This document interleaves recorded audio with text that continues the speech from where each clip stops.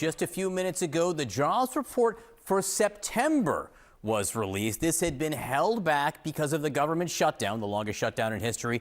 But now we know what the job situation was in September. And the news is better than expected. Let's get to Matt Egan on this. What are we seeing? Well, John, look, we had to wait a very long time for this report, and it's painting a mixed picture about the state of the job market entering the government shutdown. Here's the good news. The good news is the U.S. economy added 119,000 jobs during the month of September. That is well ahead of expectations, which were for around 50,000. It's also well ahead of what's needed to keep the job market on a stable footing. So that is good news. The bad news, though, is the unemployment rate. It goes up from 4.3%, unexpectedly rising to 4.4%. That is a fresh four-year high. So pretty mixed there. We also got some disappointing news in terms of revisions to prior months. Now, as you know, sometimes when new information comes in, they revise the numbers. And so what we saw was that August, and you can see it on this chart, August was revised from slightly positive. It was a weak number of 22,000. Now it's negative 4,000. You see it on that chart going below zero. So that is the second month of the last four where the U.S. economy actually lost jobs. So the summer, we knew it was weak. It was actually weaker than we realized.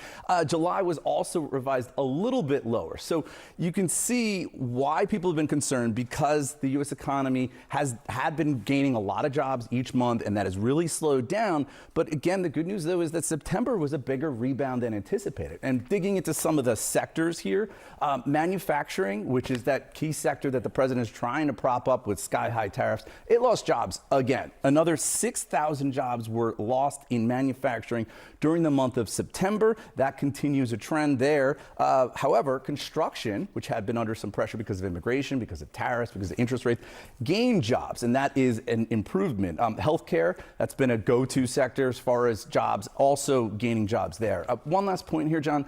Because we found out that the October jobs report is not getting released, this number is extra important because it's the last full jobs report that the Federal Reserve has before making its last interest rate decision of the year next month. Do you think this makes it more likely they cut? This shows an economy is okay. September was okay. I think it probably doesn't move the needle much right now, which is leaning against an interest rate cut. The odds have been falling for an interest rate cut in recent days, and it's probably going to stay kind of where it is because this is pretty mixed. Pretty mixed. You see the unemployment rate going up even with okay number of jobs added, and those downward revisions really interesting. So now we have 2 months of negative growth. Yes, this after summer. 4 years of none.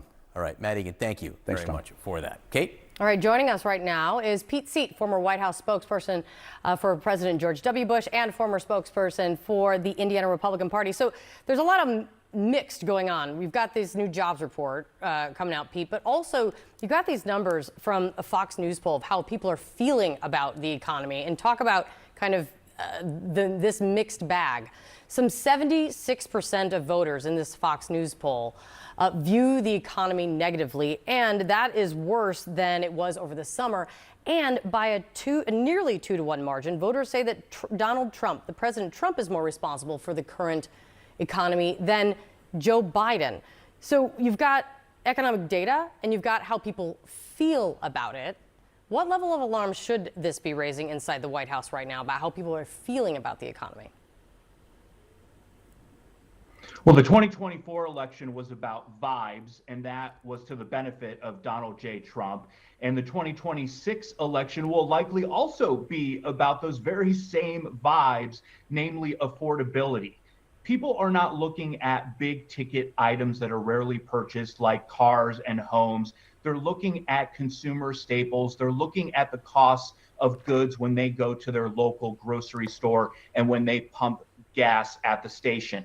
Now, some of those numbers are going down, but aren't necessarily being felt yet. It takes time. And I do think that a mistake that the administration made, that the campaign made, was promising overnight success.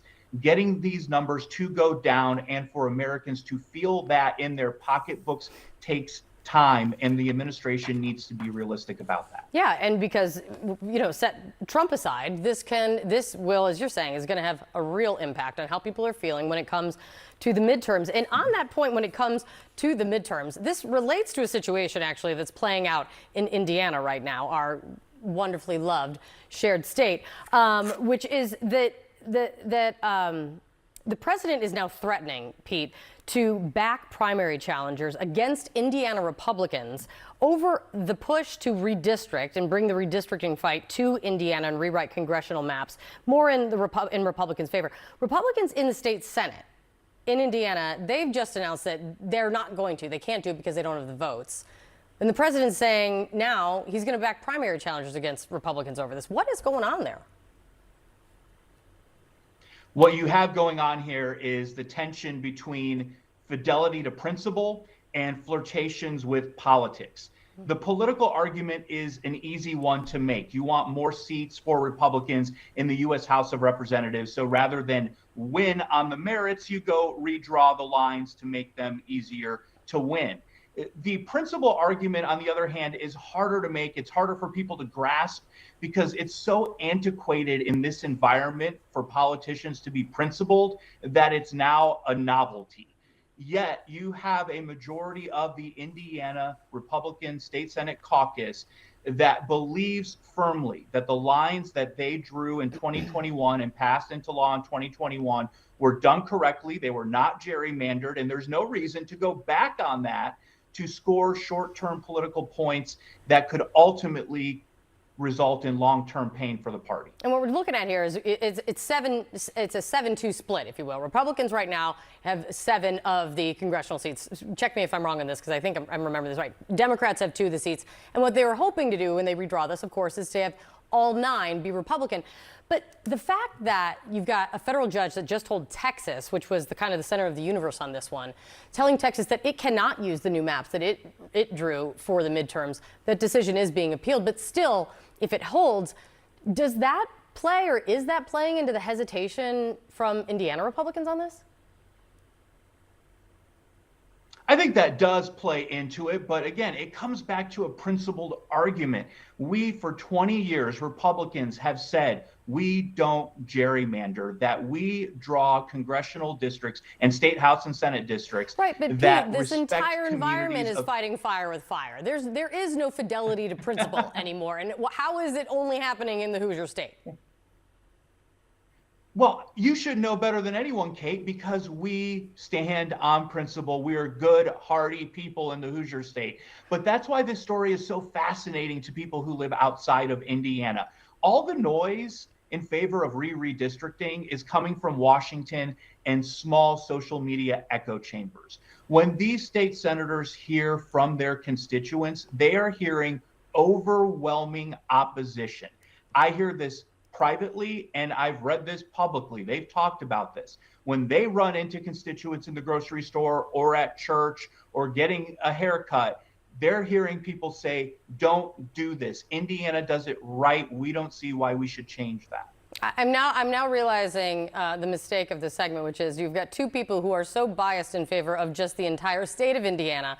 I don't know how we can possibly speak about this in a fair way. It's good to see you, Pete. I will say this, though. Pete does know what's going on when it comes to Indiana, especially Republican politics. So it's great to see you, buddy. Thank you so much.